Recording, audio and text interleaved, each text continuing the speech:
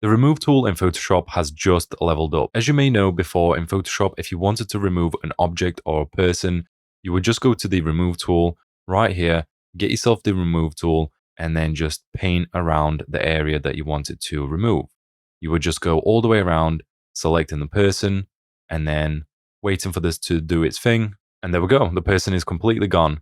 You can even remove the shadow if you wanted to completely get rid of the person and any remaining areas. The person is completely gone from this photo.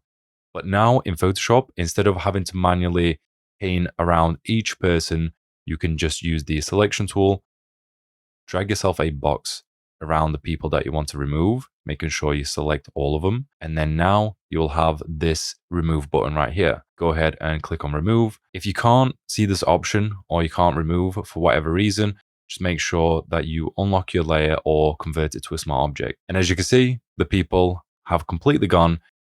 Of course, this has also removed anything else in the background. This looks decent. We've got some really good results. There is a few little errors and little problems here and there, like here, which can be fixed. And it is a little bit blurry simply because Photoshop generative fill will only work within 1080 by 1080 blocks. So if you want to fix this and you want to sharpen it back up, the best way I would recommend is to go to the filter, going down to sharpen and then unsharpen mask. In here, if you set it to around, let's say 75 with a radius of 1 or 2, you can even increase this a little bit more. You can see this is now sharpened it up compared to before and after. It's just made it look better. Now, the great thing about this is that you can also apply this to any other selection tool. It doesn't just have to be the normal selection tool. Let's say that you wanted to use the lasso tool, for instance. You can just use the lasso tool, get yourself a rough and quick selection around the person. And then once again, you'll have the remove button right here. You would just left click on here and there we go. Boom, the person is gone. It's actually done an incredible job at replacing and fixing up the background.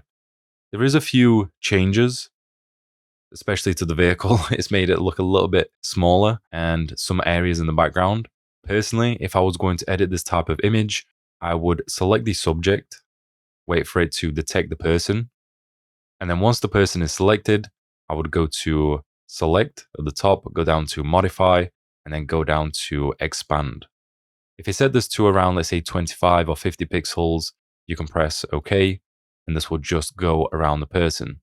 You can also fix up any other areas that aren't included that should be, like the hair, using the lasso tool on the plus, and making sure everything else is okay, and then just click on remove.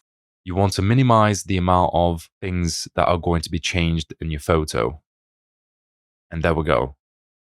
You can see this one has generated better results. It is almost perfect.